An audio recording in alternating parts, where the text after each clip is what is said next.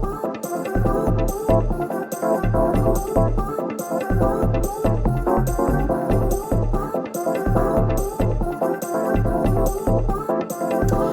I'm Certified Sommelier Beverly Crandon, and welcome to the Wine Down, where we talk about everything wine and make it highly, highly approachable. And on today's Wine Down, I'm taking you to Crete.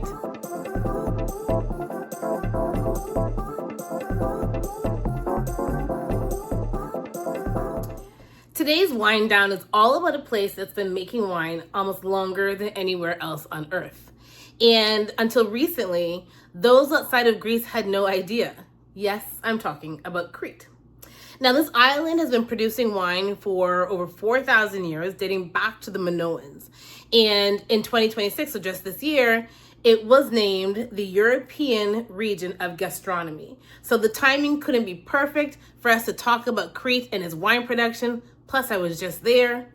Grab your glass and let's get into it. So here's the thing about Crete that makes it different from, say, Santorini, which most wine people know, right? Santorini is famed for its acertico being grown in volcanic soils. We know this. But Crete has been making wine longer than Santorini. What I'll say, though, is in the 20th century, we saw a lot of the Cretan native grapes almost go extinct as winemakers are pulling up those vines and choosing to plant things that are a little easier to grow and also more commercially viable. So you saw a lot of people planting Chardonnay, for example, or Syrah. Now, what we've seen since then is a real revival.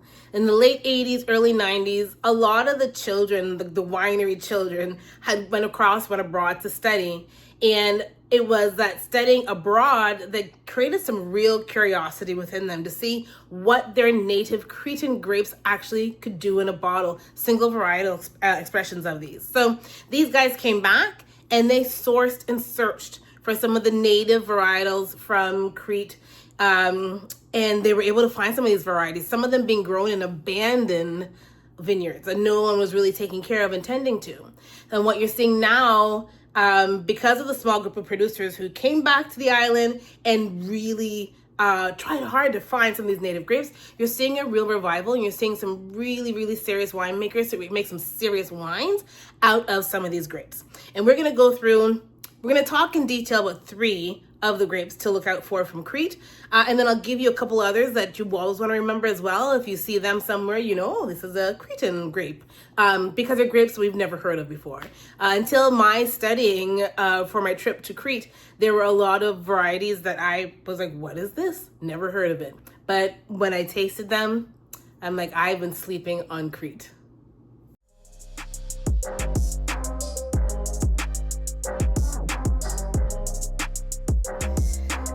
So first up, we're going to talk about some Cretan grapes.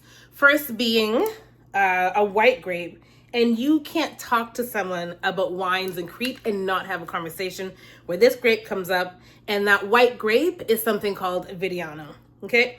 Vidiano is literally, I would say, Crete's famous white grape. You'll see it done on its own, like a single varietal bottling. Or you'll see it oftentimes blended. I see that blended a lot when I was in Crete. For instance, with Chardonnay, lovely with Chardonnay. But on its own, it's a wonderful sipper. Now, Vidiano. The interesting thing here, remember we talked about Vidiano being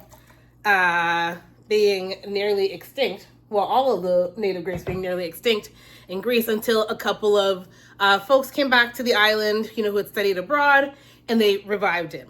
Vidiano specifically was found in an abandoned vineyard just outside of Retimno. And these vines were 80 years old. So no one was planting this until people realized what they had, right? And the powerhouse for this. Now, what you get here with Vidiano, peach, apricot, a little melon, some honeydew, yeah?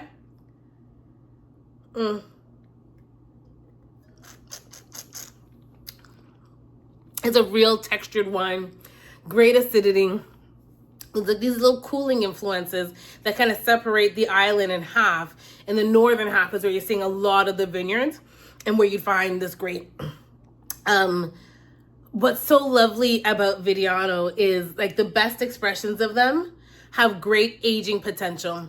When I was in Crete, I was able to taste some 15-year-old Vidiano and it was still alive in the glass. You know, some tertiary elements, but still very much so alive in the glass. But Vidiano, by far, Crete's white grape darling, and one you should get to know. If you're local in my market, Toronto, if you're looking for Vidiano, the LCBO does carry some. There's one from Michalakis Estate. It's about $23. And then there's another one from, I want to get the name right, Linhos, and that is $29. So quite approachable and affordable. And although it's a grape you've not heard of, trust me when I tell you it is something you're going to like. It gives you all of that Mediterranean vibe, but it's just a lovely, lovely palate. Vidiano, want to know.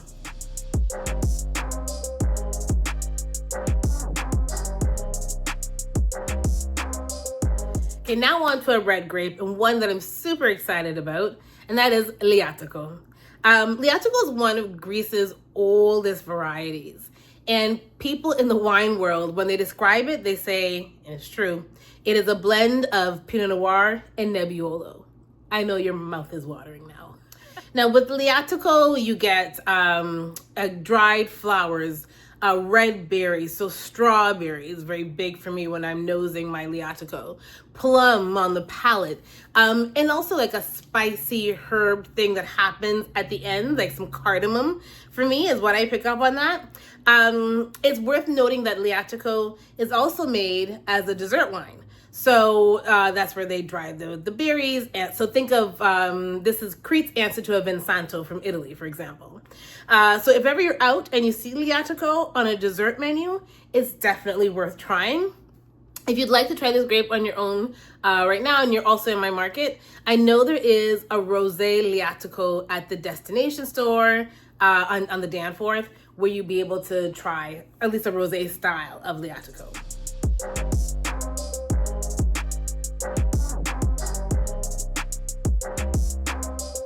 You know, from my time in Crete, what stays with me isn't just the wine, but it's the setting as a whole.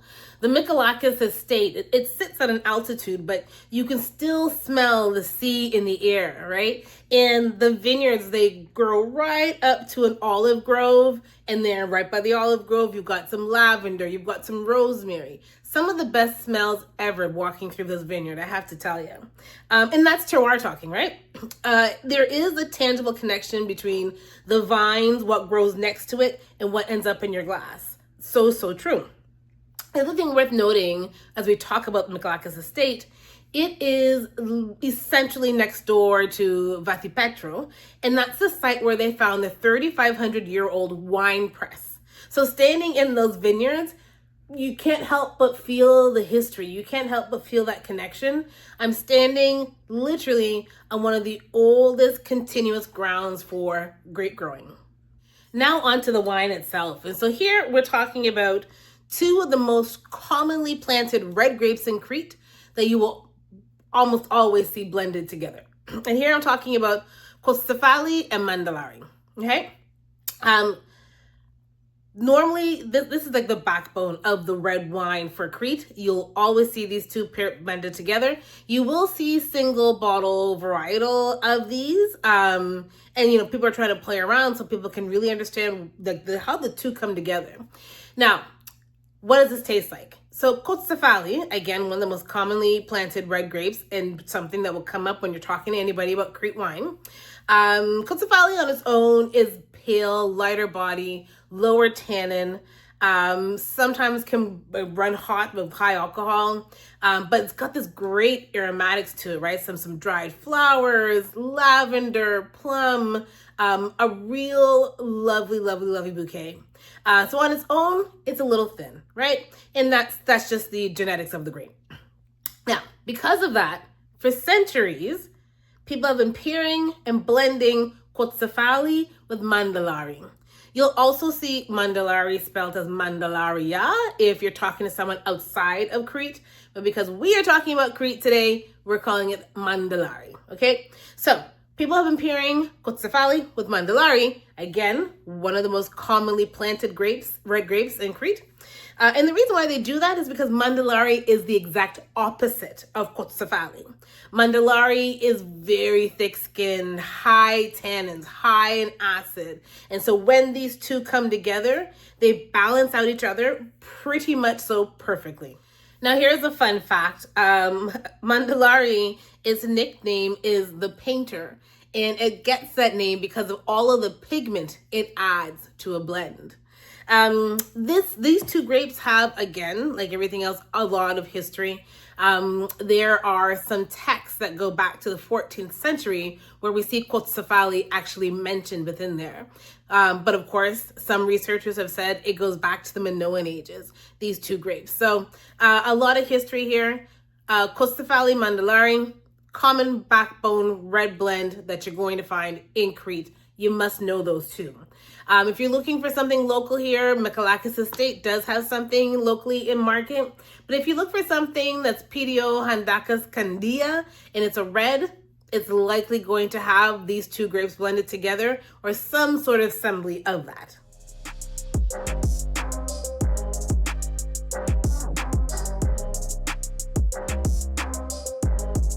Right, now for some other grapes that you will encounter as you start to talk to people more about Cretan wines. So the first is a white grape that I want to mention to you. It's Vilana. It is a hidden gem to us who are outside of Crete. Maybe you have not heard that grape before, but it is the most planted white grape in Greece, in Crete, with Vidiano just being right behind that. With Vilana, it is the grape that's behind PDO Peza's 100% Vilana wines. It's light, it's citrusy, so think orange, lemon, I think jasmine as well. Worth mentioning because it is the everyday counterpart to the Vidiano that we talked about. In Vilana, to whites in Crete has pretty much the same role that Kotsifali has to the reds in Crete. So worth knowing. Then another white grape, Muscat of Spina. This one is the Cretan clone of the Muscat family. It is named for an area on the western side of the island, Muscat of Spina. As you would expect, being part of the Muscat family, it is very perfumed, very floral, very lifted. It doesn't hide it's who it is. I say the old vine expressions of Muscat of Spina, to me, are the best. That's where I get true texture. So you know some Muscat family, but you're getting so much more weight on the palate too from the rest of the things that the vines are giving you. Then another white grape is the Malvasia di Candia. And this is Crete's strain of Malvasia. So it's very different from the Malvasias that you know from Italy and so on, and Spain. So very different, but somewhat familiar. A great palate. This grape has a lot of history. Back in the Middle Ages, Crete used to export this Malvasia Candia across Europe. And Candia was the name that the Romans gave to the island of Crete. So Candia is Crete. So great history there, but very different from the Malvasia that you come to know and love. Another grape to note is Dafni, and it quite literally tastes like bay leaf. Bit of a novelty, but it's a fun one to know, and that you will also see come up in conversations. And I think it's also important to note that Crete does also grow Assyrtiko, right? So it's not your Santorini Assyrtiko. It is the same grape, but slightly different. I get more mineral sensations from the Assyrtiko coming out of Crete than I do from Santorini. But if Assyrtiko is, a grape that you have not tried and you want to, maybe trying one from Crete might be a bit more affordable so you can get to know that grape and then move on to trying something from Santorini. And finally, if you're building a meal around any of these wines, I would say that Cretan wine makes it super easy for you. Think olive oil, wild greens, grilled fish, aged cheeses. You're right on the money there. Vidiano loves that olive oil and herb thing that you see a lot of Cretan dishes do.